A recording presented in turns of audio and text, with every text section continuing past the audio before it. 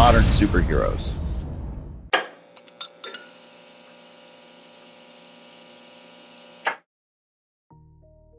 Imagine a world where the protectors turn into the persecutors, where power isn't just a privilege, it's a weapon. Picture a system that entraps the innocent, orchestrates lies, and spins lives into webs of fear and control. This isn't a fictional thriller. This is a real story. Today, we're taking you behind the scenes of one of the most feared agencies in the world, Russia's Federal Security Service, or FSB. Our story follows a man who was once a part of it all, a trusted insider, a man who saw the truth hidden beneath the surface. But the deeper he went, the more he realized that he, too, was ensnared in something far darker than he'd ever imagined. His journey took him from patriot to fugitive, from an agent of the state to a voice for the voiceless, risking his life to expose the inner workings of an organization that, for years, has operated with impunity, free from consequence, accountable to no one but itself. What pushed him to make this decision? And how does someone escape the iron grip of a security service notorious for its reach and ruthlessness? By the end of this story, you'll know exactly why he chose to turn his back on the FSB, and how he found the strength to bring these secrets into the light, despite every danger in his path. He was young when it all began. Like so many, he entered Russia's Federal Security Service, or FSB, drawn by a powerful sense of purpose. He was going to protect his country, fight against threats that lurked beyond and within its borders. He believed then that he was on the right side, driven by the ideals of patriotism, duty, and sacrifice. But soon, he would find himself entangled in something far darker, a twisted reality cloaked in loyalty. His first assignments were straightforward. He was instructed to monitor suspected persons of interest, document their whereabouts, observe their interactions. It all seemed routine, an expected part of the job. But slowly, he began noticing disturbing patterns that raised questions he couldn't ignore. Orders that seemed arbitrary. Innocent families who became the targets of unrelenting scrutiny. Entire communities singled out simply because of their background or beliefs. Whispers among his colleagues suggested these orders came from high up, with an understanding not to ask questions. One evening, he received a summons to a special meeting. The room was dim, thick with the scent of stale tobacco. His superior, a high-ranking officer with an unyielding stare, slid a thin file across the desk. Inside were black and white photos, blurred faces of people who looked, at a glance, unremarkable, ordinary lives frozen in fear. The officer's voice was clipped, precise, as he leaned forward and said, "These people don't belong here. They're troublesome. Gain their trust. Get them out of Russia." There was no room for refusal, only obedience. And so he obeyed, rationalizing that maybe, somehow, it was all for the greater good. Perhaps these people were dangerous. Perhaps the FSB saw something he couldn't. He buried his doubts beneath layers of duty, but they festered like wounds he could not heal. Over time, his assignments grew darker, each task more invasive, more personal. He was told to ingratiate himself with individuals and families, to embed himself within ethnic minorities, immigrant groups, journalists, and anyone the agency labeled as undesirable. His mission was not to find the guilty, but to make the innocent appear guilty. He was given photographs, records, carefully edited conversations, pieces of fabricated evidence. He'd approach people who had no idea they were being watched, ask friendly questions, feign interest, and charm them into lowering their guard. Once they trusted him, he'd manipulate their words, twist their stories, and plant seeds of guilt they didn't deserve. And as he did, he felt his own humanity slip away, bit by bit, like sand through his fingers. At night, alone in the silence of his apartment, he'd lie awake, haunted by the faces he'd betrayed. Eyes filled with disbelief, confusion, and terror, images he couldn't shake. He'd stare into the darkness, grappling with the enormity of what he'd done, torn between the loyalty he'd pledged to his country and the lives he'd shattered along the way. And then came the assignment that unraveled everything, the one that broke his last thread of self-deception. It started with a man, a shopkeeper, a father, a quiet man who'd spent years in Moscow working tirelessly to support his family. The man was known in his community, trusted and respected. His only offense was his association with a mosque in a predominantly ethnic neighborhood, a place he visited for solace and prayer. But to the FSB, he was an easy target, a convenient scapegoat in their narrative of fear. The directive was clear: make him appear as an extremist.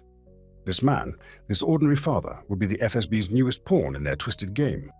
Our protagonist was handed a collection of pamphlets and booklets labeled as extremist literature. They told him to plant it in the shopkeeper's store, to make it look as though he was distributing dangerous materials. He walked through the crowded streets toward the store, feeling the weight of the mission bearing down on him. Each step felt heavier than the last. When he reached the shop, he watched the shopkeeper moving between the shelves, arranging goods, unaware of the storm about to crash into his life. He slipped the pamphlets into a corner of the store. He wanted to turn and leave to escape before the man noticed him, but just as he was about to go, their eyes met.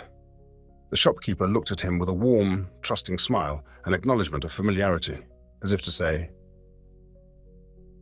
"Thank you for stopping by." But behind that smile, in the depth of his eyes, there was something else, a quiet, unspoken plea.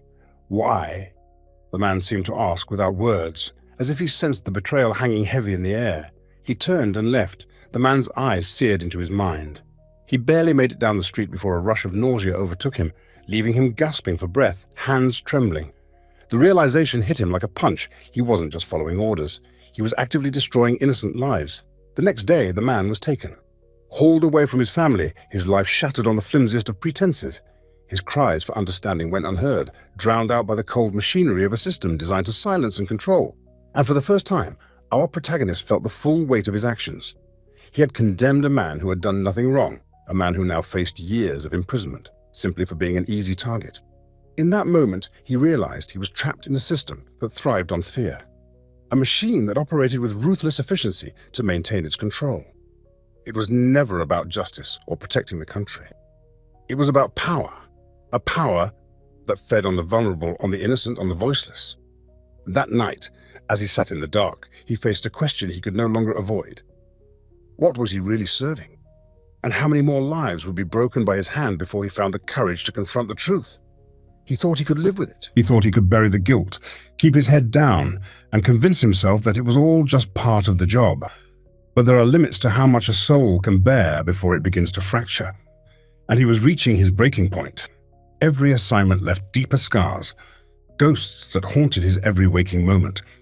At night, he would lie alone, in the dark, the silence pressing down like a weight he could no longer lift. He'd see their faces, the shopkeeper, the mother, the journalist. Each one had trusted him, each one had believed he was there to help, and he had betrayed them all. Their faces blurred together, an unrelenting parade of the innocent condemned by his own hand. But the moment that shattered him came unexpectedly, during what should have been a routine operation. He was assigned to observe a community center, a place where local families came for support, for companionship. Among them was a young boy, no more than 12 years old, with bright eyes and a curious spirit. The boy reminded him of himself at that age, brimming with questions about the world, with a fierce loyalty to his family and friends. One day, he watched as the boy's father was led out in handcuffs, accused of conspiring against the state. The boy, helpless, chased after them, his small voice cracking as he begged for them to stop. He ran down the street after the convoy, calling out for his father, his cries echoing off the walls. But they didn't stop. They never stopped. The FSB had its target, and nothing, not even a child's desperate plea, would interfere with their mission. He watched, frozen, as the boy collapsed to the ground, a cry of anguish tearing through the air, a sound so raw, so pure, it pierced through him like a knife. In that moment, he knew he could no longer ignore the darkness he'd helped create. He had destroyed lives, torn families apart, and for what? To serve a system that fed on suffering, a machine that would go to any length to maintain control. And in that moment, he felt something shift. A spark of defiance, a glimmer of the man he'd once been, the man who had joined the FSB to protect people, not destroy them. For the first time, he allowed himself to imagine a different path, one where he would no longer be the FSB's pawn. But leaving the FSB wasn't as simple as turning in a resignation. They knew too much, saw too much, and anyone who defied them was marked. He would have to be careful, precise, strategic. He began gathering evidence, documenting everything he could without raising suspicion. Every late-night file he accessed, every encrypted message he decrypted, each piece of information he collected was a thread in the tapestry he was building, evidence of a system that was designed to manipulate, to entrap, to punish those who dared to question it. Days turned to weeks, and with each new piece of evidence, he grew bolder, his resolve hardening. But he knew he couldn't stay forever. Eventually, they would find out. And when they did, they would hunt him down, just as they had hunted so many others. So he planned his escape carefully, each step a calculated risk. He created diversions, planted false leads, quietly severing his ties until, at last, he slipped through the cracks of the FSB's all-seeing eye. He left behind the life he'd known, the friends he'd made, and the career he had once thought would be his purpose. But even freedom came at a price. As he fled across borders, moving like a shadow, he knew he could never return. He was a man without a home, a fugitive from the very agency he had once sworn to serve. Yet, for the first time in years, he felt a strange, unfamiliar peace. He was free. Not from fear, no, he would never be free from that, but from the chains of his own complicity. Once he reached safety, he found himself in a small, dimly lit room, staring down at the evidence he had risked everything to obtain. Pages and pages of names, records of lives destroyed, notes on journalists silenced, families broken. It was all there, laid out before him, a catalogue of corruption, a monument to the suffering he had witnessed. And he knew he couldn't keep it to himself. He had to share it, even if it meant exposing himself, even if it meant living in hiding for the rest of his life. He knew he had to bring these stories to light, because he owed it to every person he had betrayed, every life he had helped destroy. This was his chance to make things right, to give a voice to those the FSB had silenced, to show the world the truth about the agency he had once believed in. With a heavy heart, he reached out to a journalist, a figure who, like him, had dedicated their life to uncovering the truth. He handed over the files, each document a testament to the lives shattered by the FSB's relentless grip. And as he watched the journalist's face harden with each new revelation, he felt a flicker of hope. Hope that, finally, his actions might make a difference. He knew it would be a long, treacherous road ahead, that he would forever be looking over his shoulder, forever haunted by the choices he'd made. But in that moment, as he stepped out into the night, he felt a weight lift, a sense that, perhaps, he had found a new kind of purpose. From the moment he handed over the files, his life changed. He became a man living on borrowed time, always one step away from the shadows that pursued him. He knew what it meant to cross the FSB. He'd seen what they did to people who dared to challenge their authority. There would be no mercy, no chance for him to hide once they set their sights on him. In the early days after he fled, the paranoia was overwhelming. Every creak, every unfamiliar face, every distant sound sent his mind racing. He became hyper-aware of everything. How many steps it took to cross a room, which exits were closest, which streets had surveillance cameras. His life became a series of calculated movements, each one intended to keep him hidden from the eyes he knew were watching.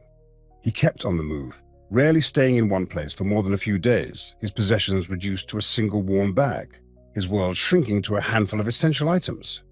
His existence was a blur of train stations, bus depots, and crowded streets where he could blend into the throngs of people. But blending in didn't ease the fear. It was there with him, a constant companion, whispering in his ear, reminding him of the danger lurking in every shadow. Sleep was a luxury he could rarely afford. When he did sleep, it was in fits and starts, his mind replaying memories of his past life, mingled with nightmares of being dragged back, of facing the FSB's merciless grip. And even in sleep, he could never fully escape the guilt. It haunted him, pressing down on him in the dark hours of the night, the faces of those he'd betrayed flickering behind his closed eyes. Yet, despite the fear, despite the endless nights and relentless pursuit, he held onto a fragile hope. He'd made a decision to expose the truth, no matter the cost. And that truth had finally seen the light of day. News articles began to appear, each one peeling back another layer of the FSB's inner workings, exposing the corruption, the lies, the human cost of their power. His story was out there now, and for the first time, people were beginning to see the agency for what it was, a machine of control, unchecked, unaccountable. But his fight wasn't over. With every article, every new piece of evidence that surfaced, he knew the FSB's resolve to find him would only strengthen. They would not let this betrayal go unanswered. He could feel their presence closing in, like a noose tightening around his neck. They wouldn't rest until he was silenced. One evening, as he moved through the city, he spotted them. Two men watching him from across the street, their gaze too intent, too familiar. He turned quickly, his heart pounding, slipping into the nearest alley, trying to disappear into the labyrinth of backstreets. His mind raced, calculating the quickest path out, the safest route. He had learned to map escape routes in every city, every town. But even with all his precautions, he felt the walls closing in.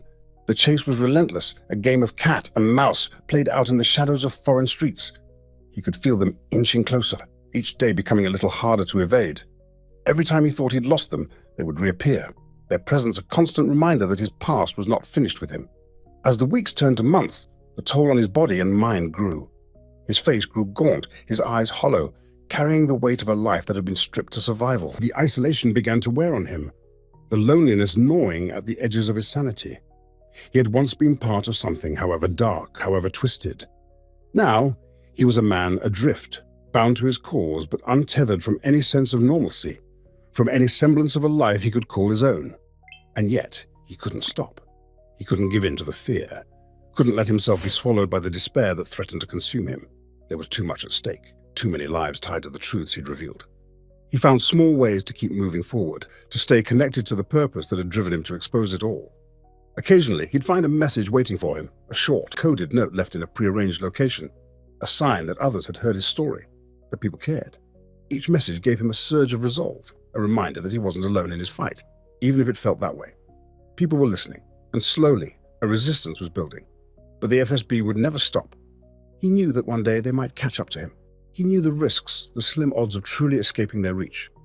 But as he looked back on the life he had left behind, the innocent lives he had destroyed, he knew that even if this journey ended in capture, he'd made the only choice he could live with. He had pulled back the curtain, exposed the lies, given a voice to the silent suffering that the FSB had buried for so long. And even as he moved from shadow to shadow, knowing he would always be hunted, he felt a strange sense of peace. His life was no longer his own, but it wasn't theirs either. He had reclaimed it in whatever way he could. And as he slipped into the night once more, leaving no trace of his passing, he knew that, even if he could never truly escape, he had left behind something more powerful than fear. He had left behind the truth. In the end, his life became a testament to resilience, a story not of a hero, but of a man who found the courage to confront his darkest fears, to face the weight of his own actions, and to seek redemption in the only way he could. He hadn't set out to become a symbol. He was an ordinary man, shaped by forces far greater than himself, caught in a web of loyalty, guilt, and betrayal. And yet he had chosen to stand against it all, to bring light into the shadows, even knowing that the price might be his life. His story reverberates beyond borders, beyond language. It is a story of sacrifice, of a relentless pursuit of truth in the face of overwhelming fear. It is a reminder of the unseen cost of unchecked power, the toll on human lives, on families, on communities. Today, he lives on the margins, a shadow among shadows, his identity obscured, his movements calculated. But his legacy, the revelations he brought to light, continue to ripple outward, an unstoppable force beyond the grasp of those who sought to silence him. He might never live free of the fear, the constant chase, the watchful eyes that follow him from city to city. But he knows he has reclaimed something priceless, his conscience. And for every night he spends looking over his shoulder, he holds on to the knowledge that the truth he exposed can never be buried again. So, as the world moves forward, let his story remind us of the power each of us holds to stand against injustice, to question authority, to bring truth to the surface no matter the cost. Because sometimes it takes just one person, one act of defiance, to shatter the darkness.